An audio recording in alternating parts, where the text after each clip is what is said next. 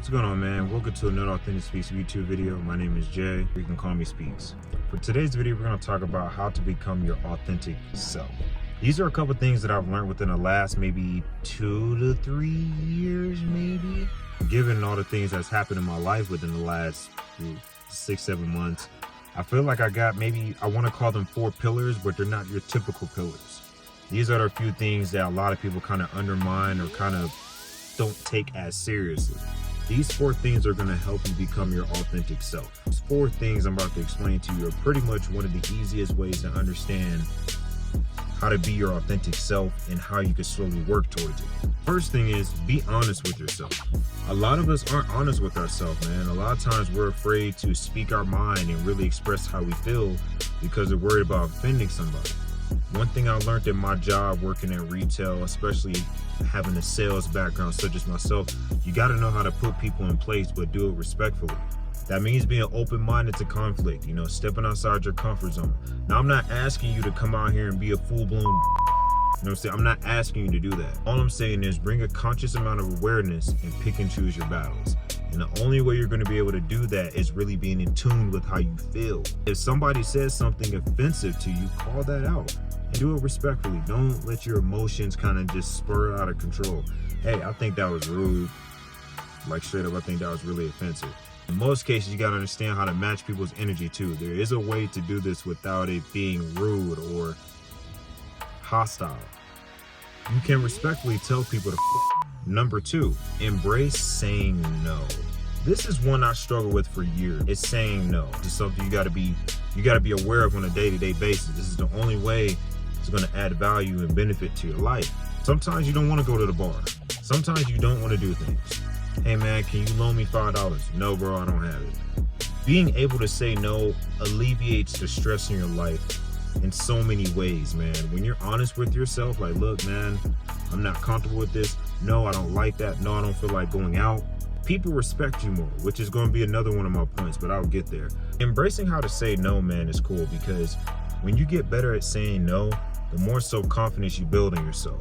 The more confident you feel in yourself, the easier life will get for you. It's easier for you because your decision-making gets better. Overall ability to think clearly and function, all of that gets amplified and it gets better because you're so in tune. You know how to say no to the things that don't add value to your life. And you could just downright tell somebody no and you're being brutally honest. They're at fault if they don't respect that. Real, true, authentic people are going to honor you for your honesty rather than just sugarcoating it and then getting in a situation with them and then having them feel some kind of way because you didn't want to be involved to begin with. Because they were afraid to be honest, they didn't want to hurt your feelings. Do you understand that when you're afraid to be honest with somebody else, you're almost saying that you can't be honest with yourself? I don't feel comfortable hanging out with you. Granted, don't get me wrong, there's levels, but some people don't even know how to understand the basics first. Learning to embrace no is going to minimize the amount of stress in your life in so many ways. And this leads me to number 3. You have to build real good daily habits. And I mean daily habits. The best way to identify what's a good daily habit is on a day-to-day basis, how much value is this adding to your life? You staying up all night trying to stay current with your TV shows that's gonna be there when you get off work is contributing to you not getting enough sleep. Now you're wondering why work's been stressful the last couple days. Try to adjust it. Try to find a different way to enjoy it. It goes back to my first point that I said in the beginning of the video. You gotta be conscious, man. You gotta be aware of your feelings. When you're aware of yourself, when you're aware of your feelings, it makes it easier for you to decipher, okay, is this adding value to my life or is it taking away? You losing sleep because of a TV show is not adding value to your life. If anything, it's taken away from it. We need to stop letting our pleasures be an excuse for us to deteriorate our health. We need to stop letting our pleasures be an excuse for our health to decline. We got to do better. Life is not meant for you to just let your body fall to shit. You experience the beauty of life when you're taking care of yourself.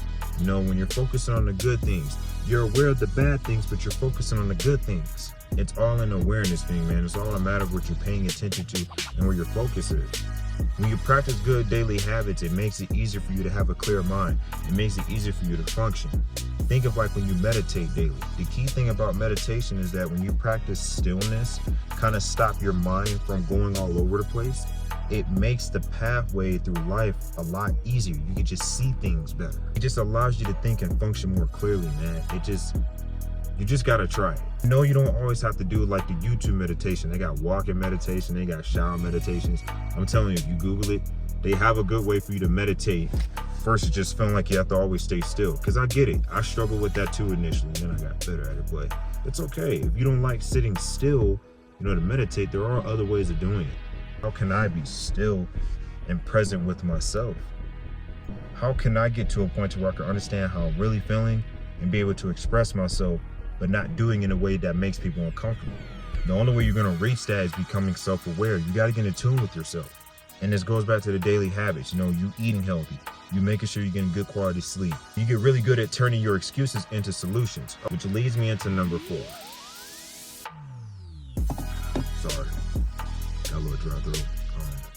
You got to be able to hold yourself accountable, man. I know it's hard, I know it's uncomfortable, and it's supposed to be uncomfortable, because if it was comfortable, everybody would be doing it. But if everybody would be holding themselves accountable, I would say the stress in the world will be a lot easier. You get good at holding yourself accountable, man. You develop this strong sense of confidence in yourself. The lack of the embarrassment, not feeling confident in yourself, not feeling appreciated, like all the negative limiting beliefs, they slowly start to dissipate when you start holding yourself accountable. I can't be a disciplined person. I can't show up and work on time. I can improve my health. Like, there's so many beautiful things that come from holding yourself accountable. It runs deeper than just discipline alone. Holding yourself accountable allows you to build a trustworthy relationship with yourself. If you don't have a trustworthy relationship with yourself, you're always going to be pouring from an empty cup.